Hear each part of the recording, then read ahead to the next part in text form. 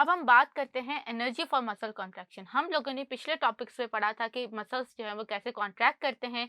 Sliding कौन सा sliding model था, उसके अकॉर्डिंग हमने किया था। लेकिन इन तमाम में जो चीज़ रिक्वायर्ड होती है वो होती है एनर्जी। वी ऑल नो कि जब मसल्स कॉन्ट्रैक्ट करते हैं तो जो कैल्शियम के बीड्स को मूवमेंट के लिए हेल्प करता है वो आपका एटीपी करता है।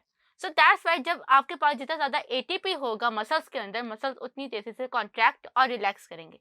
सो दैट्स वाई जब आपने देखा है कि जब किसी बंदे की डेथ होती है तो डेथ होने की वजह से उसके अंदर एटीपी की प्रोडक्शन स्टॉप हो जाती है। और जब एटीपी की प्रोडक्शन स्टॉप हो जाती है तो जो डेड बॉडी होती है वो कुछ टाइम पीरियड के बाद कॉन्ट्रैक्ट कर जाती है, स्टिफ हो जाती है। सो ये just because of the ATP deficiency होता है।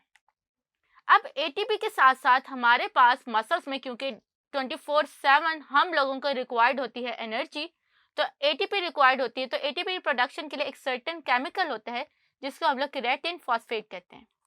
आप लोगों को याद होगा कि होम्योस्टेसिस में हम लोगों ने कहा था कि जो लीवर होता है वो केराटिन फॉस्फेट की जो है वो डिजेनरेसी में भी हेल्प कर रहा होता है। तो जो केराटिन फॉस्फेट होता है ये वो केमिकल कंपाउंड होता है जो कि मसल्स और ब्रेन के अंदर मौजूद होते हैं, क्योंकि मसल्स और ब्रेन को सबसे ज़्यादा एटीपी रिक्वायर्ड होता है। तो जैसे ही आपके पास एटीपी की डेफिशिएंसीज होती है तो ये केराटिन फॉस्फेट अपना फॉस्फेट एडीपी को कहता है with the help of keratin kinase, ये एंजाइम है, और उसके बाद जो आपके पास प्रोडक्ट बनती है वो एटीपी और केराटिनिन बनता है। So that's why keratin phosphate, because के वो एटीपी के पास जो है वो एक्स्ट्रा एटीपी को अपने पास होल्ड करता है।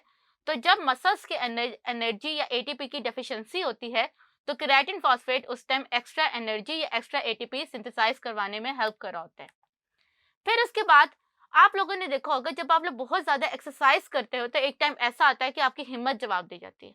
और हिम्मत क्यों जवाब देती है? क्योंकि आपके मसल्स के अंदर स्टिफनेस प्रोड्यूस होते हैं, आपके मसल्स पेन करना शुरू कर देते हैं। इसकी मेन रीज़न ये होती है कि हाई ऑक्सीजन डेफिशिएंसी जो होती है वो आपकी बॉडी में क्रिएट होती है। क्योंकि जब आप एक्सरसाइज बहुत ज़्यादा करते हो या बहुत तेज़ी से कोई काम कर रहे होते हो तो एटीपी की जो रिक्वायर्ड एटीपी होती है उतनी एनर्जी जो है वो नहीं क्रिएट हो रही होती। सो दैट्स व्हाई आपकी बॉडी को, क्योंकि उस टाइम पे एनर्जी की रिक्वायरमेंट होती है, तो वो शिफ्ट होती है ए एरोबिक से कन्वर्ट होती है into anaerobic. Anaerobic means कि वो एन एरोबिकली लैक्टिक एसिड के जरिए एटीपी की प्रोडक्शन करेगी।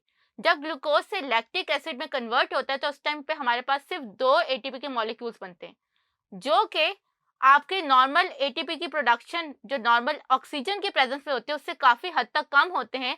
लेकिन उस टाइम पे हमारा गुजारा चल रहा होता है।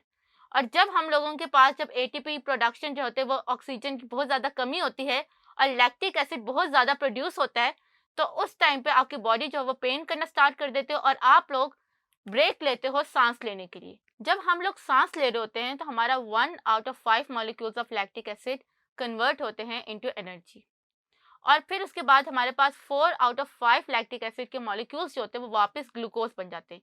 जिस तरह से लैक्टिक एसिड की डेपोजिशन मसल्स में कम होती है, और जब मसल्स में लैक्टिक एसिड कम होगा तो हमारे मसल्स जो होते हैं वो पेन करना बंद कर देते हैं और हम दोबारा से अपनी उसी हैवी एक्टिविटी के लिए रेडी हो जाते हैं। तो इस तरह आप लोगों ने देखा होगा कि हम लोग जब तेज़ी से एक्सरसाइज करते हैं, जो लोग कॉन्टिन्यूसली एक्सरसाइज करते हैं, उनकी बॉडी के अंदर ऑक्सीजन का स्टेमिना उतना ज़्यादा बढ़ता जाता है, लैक्टिक एसिड की प्रोडक्शन उतनी ज़्यादा कम होती जाती है।